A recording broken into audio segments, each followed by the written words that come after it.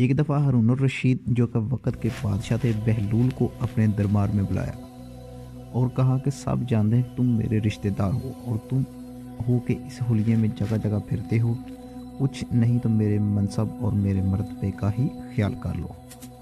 بہلول نے سر اٹھایا اور بولا، ہارون اگر تم کسی جنگل بیابان میں راستہ بھٹک جائے، تیرا پیاس سے دم نکل رہا اور تجھے کہیں پانی نہ ملے تو تو ایک گھونٹ پانی کے عوض کیا کچھ دینے پر تیار ہو جائے گا؟ عجیب دیوانے ہو تم، بھلا اس وقت اس کا کیا ذکر؟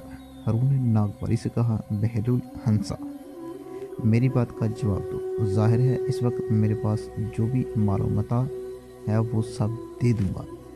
ہارون نے بے پرواہی سے جواب دیا، اگر پانی کا مالک اس قیمت پر راضی نہ ہو، پھر بہلول نے پوچھا، تو میں اسے اپنی آدھی سلطنت دے دوں گا۔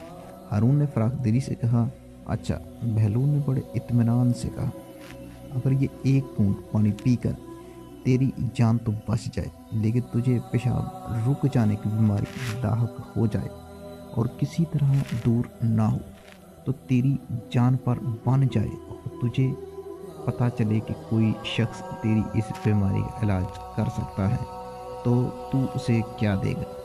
میں اس شخص کو اپنی آدھی سلطنت بھی دے دوں گا۔ جان ہے تو جہان ہے۔